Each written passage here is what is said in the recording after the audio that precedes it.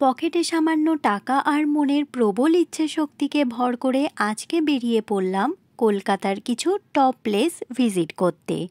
এই সফরে আমরা কখনো ট্রেনে, কখনো বাসে বা কখনো পায়ে হেঁটে প্রতিটি প্লেস ভিজিট করব।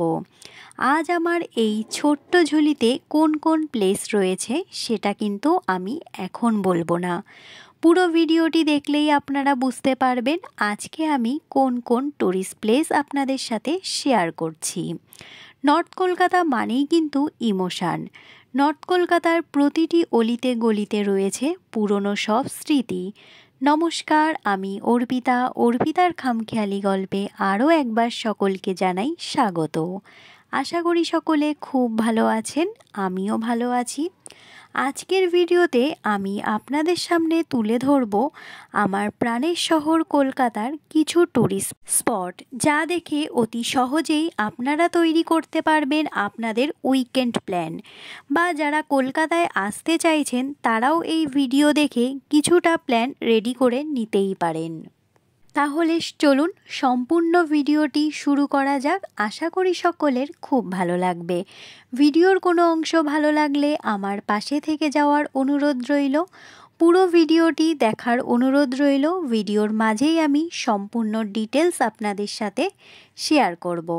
ভিডিওর কোনো অংশ ভালো লাগলে অবশ্যই কিন্তু কমেন্টের মাধ্যমে জানাবেন আমার আজকের ভিডিও আপনাদের কেমন লাগলো।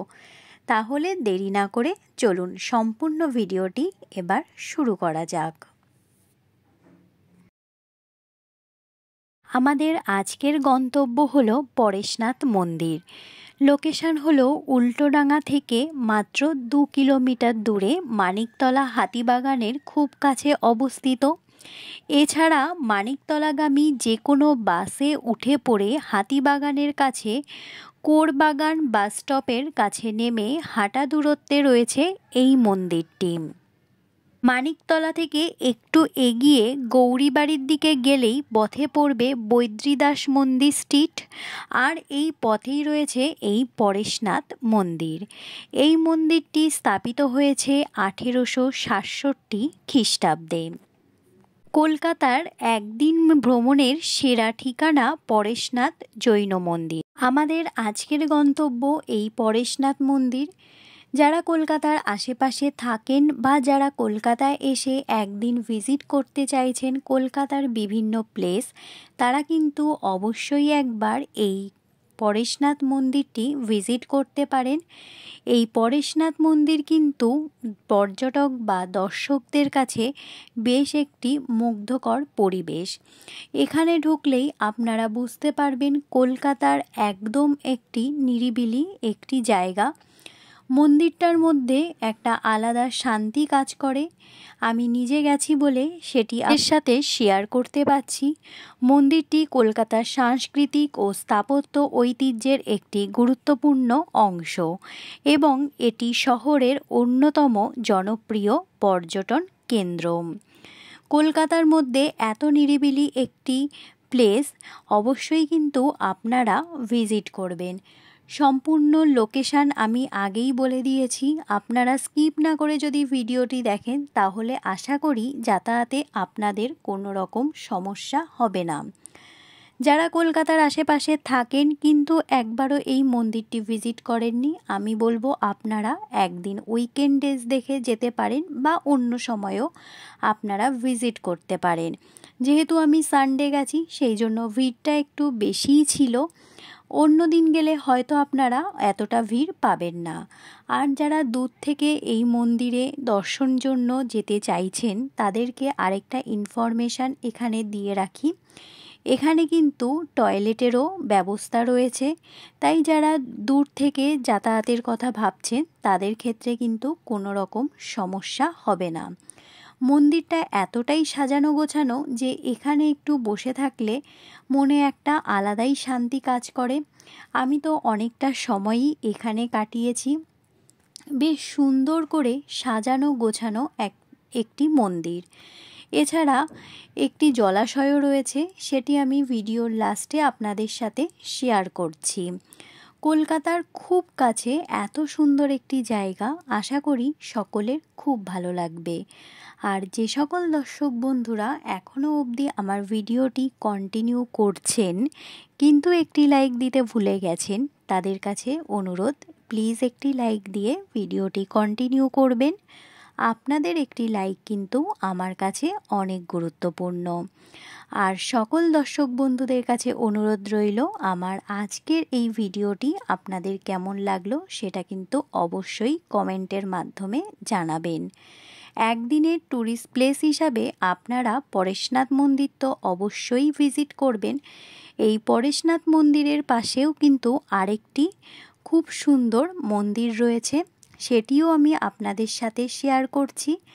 আপনারা যারা পরেশনাথ মন্দির ভিজিট করবেন তারা কিন্তু পাশেই এই মন্দিরটি ভিজিট করবেন, সেটি আমি পরে ভিডিওর আকারে আপনাদের সাথে শেয়ার করছি। চলুন, এই যে আমি বলেছি এখানে একটা সুন্দর জলাশয় আছে, সেটি আপনাদের সাথে একটু শেয়ার করে নিই।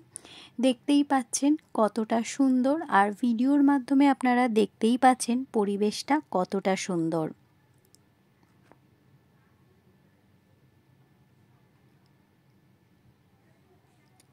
অনেকেই কলকাতায় বিভিন্ন প্লেস ভিজিট করতে চান কিন্তু জায়গা খুঁজে পান না, তাদের কাছে অবশ্যই বলবো আপনারা একবার নোট ডাউন করে রাখুন এবং একবার ভিজিট করে দেখুন, আশা করি সকলের খুব ভালো লাগবে।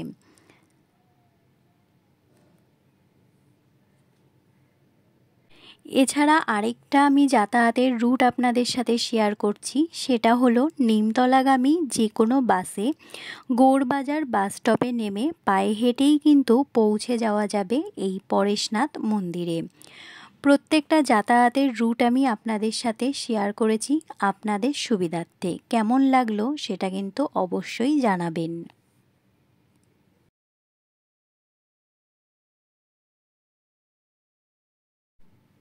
উত্তর কলকাতার আরেকটি দর্শনীয় স্থান আমি এখন আপনাদের সাথে শেয়ার করছি। আজকে দুটি উইকেন্ড প্ল্যান আমি আপনাদের সাথে শেয়ার করছি, আশা করি সকলের খুব ভালো লাগবে। পরেশনাথ মন্দিরের ঠিক পাশেই এই টেম্পলটি অবস্থিত। এটি হলো চন্দ্রপ্রভুজির মন্দির, অর্থাৎ চন্দ্রপ্রভুজি টেম্পল। ভিডিওর মাধ্যমে আমি সম্পূর্ণটি দেখানোর চেষ্টা করছি। প্রথমে দেখুন মন্দিরে প্রবেশের মুখটাই কতটা সুন্দর। পুরো ভিডিওটা দেখলে আশা করি সকলে বুঝতে পারবেন মন্দির চত্বরটা কতটা পরিষ্কার এবং শান্ত নিরিবিলি। পরেশনাথ টেম্পলের ঠিক পাশেই এই টেম্পলটি রয়েছে।